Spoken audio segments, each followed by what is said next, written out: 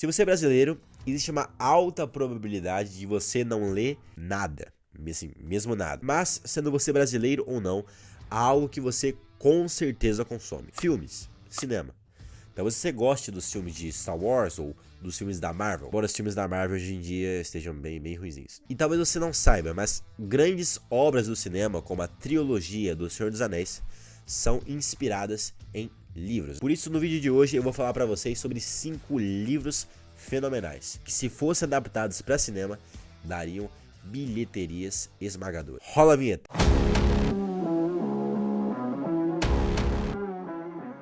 Fala pessoal, tudo beleza? Bem-vindos aqui a mais um vídeo do meu canal, se você é novo por aqui.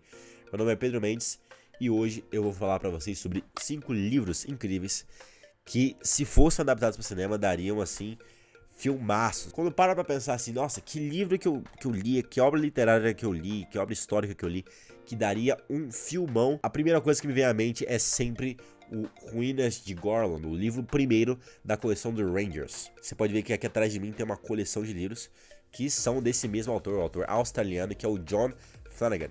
E ele escreveu aí essa coleção, e esse meu desejo de que esse livro seja adaptado para cinema também se estende a todos os livros da coleção, porque os livros são todos fenomenais. O Rangers 2 pontos, Ordem dos Arqueiros, se passa num cenário mais medieval, uma, digamos, Inglaterra mais medieval, algo bastante mais rústico. Inclusive, o Rangers foi o primeiro livro que eu analisei aqui no canal, a coleção. Inclusive, ainda tá aí no canal, vou deixar o card aqui em cima pra vocês verem como as coisas mudam, que a qualidade do vídeo aumentou bastante. Talvez você ainda ache uma porcaria, mas que melhorou. E esse livro 1 aqui da coleção vai iniciar a longa jornada que se estende até o livro 12 e mais além, porque existe outra coleção que vem depois do Rangers.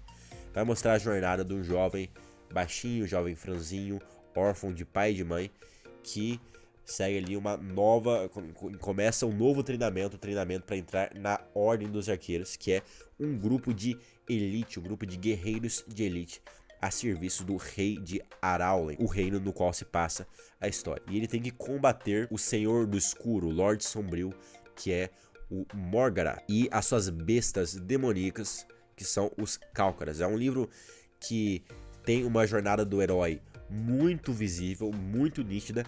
E assim, quando eu li um livro, eu costumo imaginar as cenas, criar as imagens de maneira muito detalhada na minha mente. Eu até imagino assim, os ângulos da câmera, se daria assim e tal, acho que até daria um bom diretor de cinema. E esse livro aqui, não só esse livro, mas a coleção inteira, é muito legal. E eu já procurei, inúmeras vezes já procurei filmes, já procurei trailers, já procurei adaptações de cinema, não interessa o país em que foi feito, pra eu dar uma olhada. Mas nunca encontrei nada. Muito bom mesmo, com um aspecto, com uma dimensão, com uma jornada que não costuma... Eu nunca vi retratado em outro livro, assim, um jovem franzinho que, pronto, começa essa nova jornada que é o treinamento para arqueiro. Se vocês lerem o livro, vocês vão descobrir que ser um arqueiro é muito mais que saber puxar o arco e a flecha. É algo bem mais complicado. Já o segundo livro aqui dessa lista é o Minas de Salomão. Também já analisei aqui no canal, o card vai estar aqui em cima. Que é um livro bem mais exótico, que se passa lá na África. Assim, tem lá umas bruxas lá no meio da história, e os rituais lá das tribos africanas, cenas de ação, caminhadas causticantes no deserto, as minas do lendário rei Salomão, o rei que aparece na Bíblia, as minas cheias de tesouros, repletas de ouro. Então, esse livro aqui é a história do caçador de elefantes, que é o Alão Quartelmar, nome meio estranho, mas é assim. Vocês vão encontrar todo o resumo do livro lá no outro vídeo. Ele é contratado aqui por um aristocrata britânico, e ele parte numa aventura assim pra África. É um livro que eu gostei muito, principalmente pela pegada, eu também falo isso no outro vídeo, principalmente pela pegada exótica, essa pegada mais oriental. E quando eu digo isso, eu não quero dizer, minha nossa, aconteceu, eles estão no deserto, pegada oriental, eles estão no deserto, dimensão oriental, eles chegaram lá num lugar quente. Não, eu quero dizer que ele tem todo um clima, ele constrói um clima, ele constrói um ambiente que se vê pouco nos livros. Inclusive, eu não me recordo aqui de cabeça agora na hora outro livro que retratou isso tão bem. E depois ele chega lá nas tribos africanas e tem toda uma intriga sobre quem é o verdadeiro rei. É muito bom esse livro, 5 estrelas. E é uma pena que não tem um filme dele. Depois vem outro livro completamente diferente dos outros dois, que é o Presos por um Fio. Já analisei ele também no canal, vou deixar o card, é desse lado mesmo. Vou deixar o card aqui em cima, que é um livro histórico. Então aqui, Rangers, literatura completamente, Minas de Salomão, literatura completamente, Presos por um Fio, pura história, vai falar a verdade sobre as FP25, as Forças Populares 25 de Abril, que era um grupo comunista terrorista que ganhou grande destaque na década de 80 por estar ali lutando contra o capitalismo opressor. Como é que eles lutavam contra o capitalismo opressor? Roubando bancos, assaltando, roubando dinheiro que seria usado para pagar trabalhadores, aterrorizando empresários, fazendo raptos. Inclusive, eles estavam se preparando para fazer raptos, eles tinham investimentos em unidades imobiliárias, eles tinham agentes infiltrados, eles tinham como líder um político conhecidíssimo. E depois toda a organização foi desmantelada, o processo jurídico foi realmente penoso, um processo lento, um processo muito cansativo, um processo que só foi pra frente, que só prendeu quem tinha de prender, depois soltaram, mas enfim, só prendeu quem tinha de prender depois de muito esforço, depois de muita luta. Foi uma, assim, numa comparação bem tosca, foi uma espécie, o desmantelamento das FP25, que era essa organização comunista aqui em Portugal, pode até ser comparado com a Lava Jato, que foi um processo incrível, operações policiais gigantescas. Então dava um filmaço, retrata o clima político da época, retrata a instabilidade política da época, retrata ali a verdadeira natureza do comunismo, um exemplo português em que o comunismo tentou ser implantado, mesmo que de maneira assim bem fraca, bem mais frágil, não foi uma verdadeira revolução. Então é um livro fenomenal, um livro muito bom, foi recomendado pelo meu pai. Como é histórico, ele é mais penoso, uma leitura mais lenta, às vezes mais arrastada, mas é um livro histórico, faz parte. Daria um filmão, um filmaço. Eu fui pesquisar, todos esses livros que eu tô citando aqui, eu fui pesquisar pra ver se não tinha um filme, né? Eu achava que não tinha um filme, mas tem que confirmar. E eu sei que existe uma série feita aqui em Portugal pela RTP, chamada Projeto Global, dizendo que, pra retratar as FP25, pra retratar a origem das FP25. Mas eu fui pesquisar no próprio site da RTP, Rádio e Televisão Portuguesa. Não encontrei a série. E depois, quando eu fui explorar lá um artigo sobre a série... essa série é muito importante, principalmente para fazer as pessoas refletirem sobre o avanço da extrema-direita no... Um negócio nada a ver. Aí eu falei, não. Sériezinha, dizendo... não tenho paciência pra isso não. Tô aqui falando de livros que seriam muito bons se fossem bem adaptados, obviamente. Agora, se vai fazer uma sériezinha de esquerda medíocre, aí também não tem paciência, né? Não sei se a série é assim mesmo, não sei nem se foi lançada, mas eu não encontrei aí no site da RTP. Se algum de vocês souber, me manda aqui, me informe nos comentários. Já o quarto livro, eu acho que é o melhor até agora. O melhor eu guardei pro final, obviamente. É o Silmarillion, do J.R.R. Tolkien.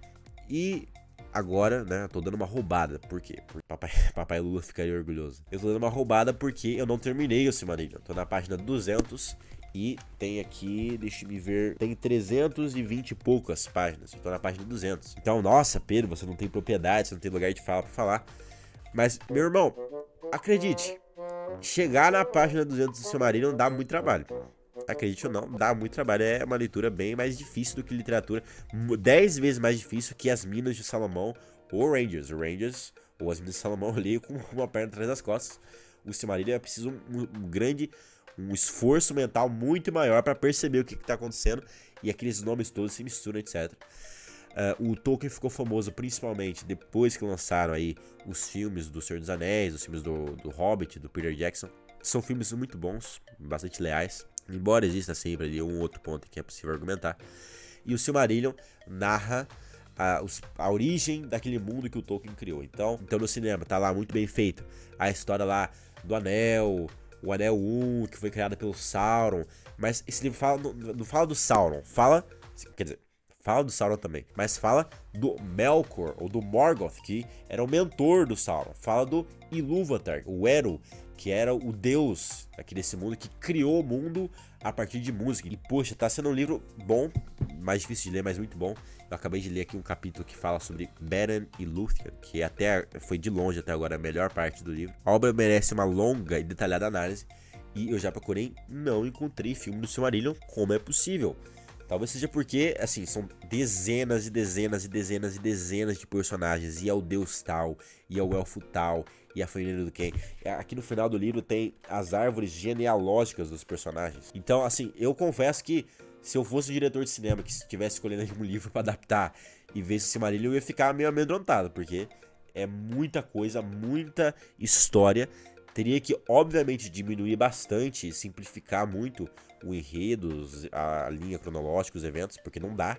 É impossível, é humanamente impossível adaptar tudo o que o Tolkien escreveu nesse livrinho aqui para cinema. Mas um filme bem feito seria fenomenal, né? Tal como foi o do Senhor dos Anéis, pelo Peter Jackson. Então fica aí o meu desejo, ó, Silmarillion, alguém adapte aí o Silmarillion, por favor, que seria algo também genial de ver. Não sei, essa expressão existe? Genial de ver?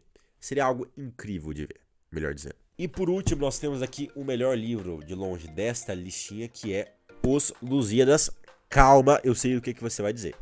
Os Lusíadas, inclusive, isso daqui é só um volume de 2 dessa mesma grossura, são a maior epopeia de todos os tempos. Então, assim, é uma obra simplesmente gigantesca e é impossível você, assim, tentar adaptar aquilo tudo pra filme. Eu também pesquisei e vi que existem, assim, programas, comentários, podcasts, análises, existem inúmeras dos Lusíadas, porque é uma obra simplesmente genial, fenomenal, de relevância histórica e relevância literária incontestável. Mas, mais do que os Lusíadas como um todo, porque é uma obra bem vasta, eu gostaria de ressaltar um trecho específico dos Lusíadas, e que inclusive faz com que hoje, aqui no vídeo de hoje, esteja vestido com um casaquinho de Portugal. Não só porque todos os Lusíadas fala sobre a história de Portugal e sobre a nação lusitana, que ousou explorar o mundo por mares nunca dantes navegados, como diz Camões, mas porque o trecho específico que eu gostaria de ressaltar dos Lusíadas é aquilo que faz com que neste momento eu esteja falando português com vocês e não espanhol. Deixa eu explicar. Ali no intervalo de 1383 e 1385, houve uma grande crise dinástica em Portugal. Por quê? Porque o rei Dom Fernando, o rei português, morreu sem deixar descendentes legítimos. E a filha dele estava prometida em casamento com o rei de Castela, o rei da Espanha aqui do lado. Então, Portugal se viu na situação bastante delicada, que era de que Portugal ia perder a independência, porque a única herdeira do rei, agora já não me recordo se ela estava prometida ou se ela já era casada, acho que já era casada com o rei de Castela. A esposa do rei, que era Dona Leonor Teles, estava tendo um caso com um conde andeiro. Todo o clima, toda a economia portuguesa estava desorganizada, porque o rei Dom Fernando se envolveu em várias guerras com Castela durante seu reinado, morreu sem deixar descendentes homens. A filha morreu deixando a filha casada com o rei de Castela.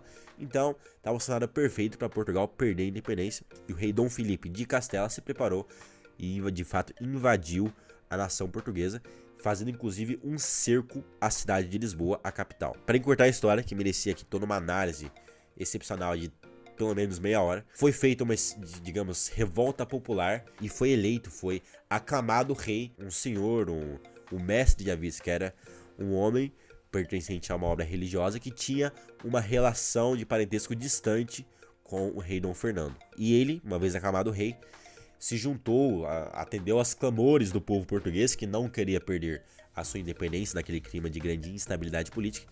Ele se uniu ao povo português, organizou um exército para combater os invasores castelhanos. Ocorreram vários embates bélicos, vários embates militares, mas sem dúvida nenhuma, o mais famoso de todos é aquele que ocorreu no dia 14 de agosto de 1385, a Batalha de Ajubarrota, que é descrita, que é narrada aqui nos Lusíadas. Aquela batalha também merece uma análise só pra ela, um vídeo só pra ela.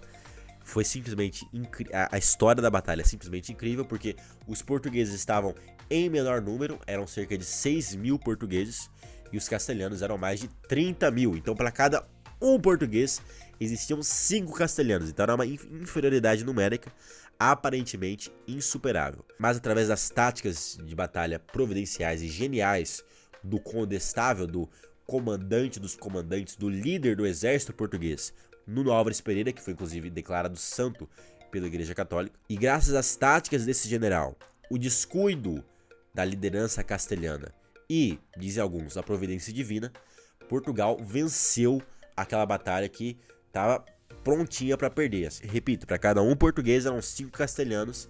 Era uma situação extremamente complicada, mas os portugueses conseguiram derrotar os exércitos castelhanos. A história pode parecer muito simples, porque eu narrei aqui de uma maneira muito corrida, mas todo o processo ali da insurreição, do clamor do povo português para eleger o Dom João I, o mestre de Avias, que foi dar origem a uma nova dinastia, todo o processo de preparação, as táticas do Nuno Álvares Pereira para a batalha, todo o embate militar e o que aconteceu depois as cenas lindas, depois tem até uma história, um conto popular aqui em Portugal da padeira de Aljubarrota, que dizem que depois que os castelhanos perderam a batalha, 12 soldados espanhóis saíram correndo, fugindo dos portugueses, entraram numa vila e invadiram a casa de uma padeira portuguesa. E a padeira fez o quê? Matou os 12 castelhanos na pasada. É uma história meio macabra, mas enfim. Então, todo esse processo, todo esse ambiente, o clima daquele contexto histórico de 1385, a batalha em si, a famosíssima Batalha de Aljubarrota, dariam um filme excepcional. Existem documentários sobre essa batalha, existem análises históricas, mas um filme bem produzido, boa fotografia, nossa, dava um negócio lindo de ver. Se você gostou do vídeo, por favor, já metralha aí o botãozinho do like, se inscreve no canal e ativa o sininho das notificações, que isso ajuda pra caramba. E põe aí nos comentários se vocês leram algum livro muito bom que vocês também gostariam de ver adaptados para cinema. Se você quer saber mais sobre algum dos livros que eu mencionei e que eu já analisei exclusivamente um vídeo só para eles aqui no canal, eu vou deixar aqui no meio da tela e também os links na descrição. Forte abraço e até o próximo vídeo. Fui!